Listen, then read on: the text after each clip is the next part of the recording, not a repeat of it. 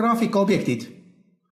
Käesolevas peatükis räägime sellest, kuidas on võimalik slaidile lisada erinevaid graafikaobjekte, kuidas on võimalik neid muuta, kuidas on võimalik kopeerida, kleepida, kustutada ja nendega üldse siis vormindustööd teha. Graafikaobjekti lisamiseks on siis päris mitu võimalust. Esimene võimalus võiks olla selline, et kui teil on kasutusel selline paigutus, ehk siis näete, siin on see paigutuste valik, ja kui mul on kasutusel selline paigutus, millel on koha täite sees juba näete olemas selline nupukene, siis siit saab hästi mugavalt lisada tabelit ja diagrammi, aga siit saab lisada ka näiteks pilti ja ka videot, aga ütleme graafikaobjektides pilti.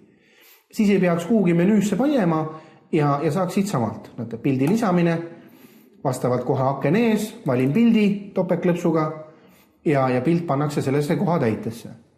Teine võimalus on see, et te aktiveerite kohatäite või olete sobival slaidil ja seejärel valite ülevalt lisamine menüü ja siin on samuti olemas, näete, pilt ja ka diagramm ja igasugused muud objektid. Ja võib ka siit kaudu valida näiteks, et tahan pilti lisada.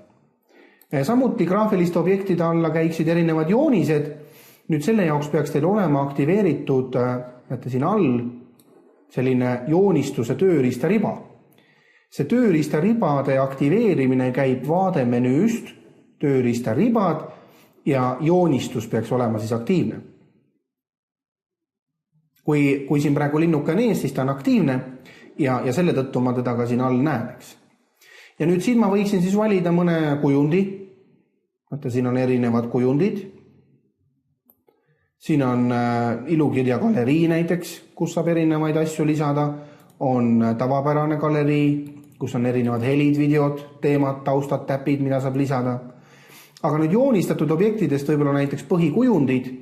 Valin siit näiteks sellise plussmärgi, risti. Ja nüüd, et seda lisada, siis vastavalt hoian vasakut hiireklahvi alla joonistan näiteks. Just selles suuruses, nagu ma soovin.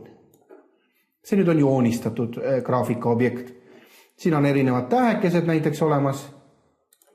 Näete, samamoodi saan teda lisada. Või näete naerunägu. Ka erinevad ja siin all leiab igasugused muid märke. Nii et nende lisamise jaoks iseenesest ei ole ka mingit kohatäidet vaja, vaid näiteks kui mu slaidi tüüp on paigutusega valitud selline, kus on tiitel ja sisuruuminet ei olegi, siis see nendele piltidele, joonistele ehk siis graafikaobjektidele kuidagi takistuseks ei ole. Et neid võib lisada ka täitsa rahulikult sellise tühjanete tausta peale. Ma korraks eemaldan nad veel kord ära, klõps peale ja delete klahvi ja näitan siis veel kord, näete, et kui ma soovin pilti lisada, siis ma muidugi võin ka siit alt tööriistariba pealt lisada failist pildi.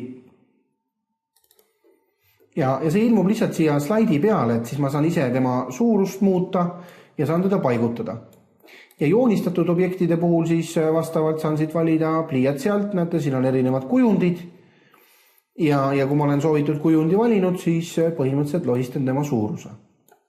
Ja loomulikult saab ka neid graafilisi objekte siia lisada kopeerimise ja kleepimise abil.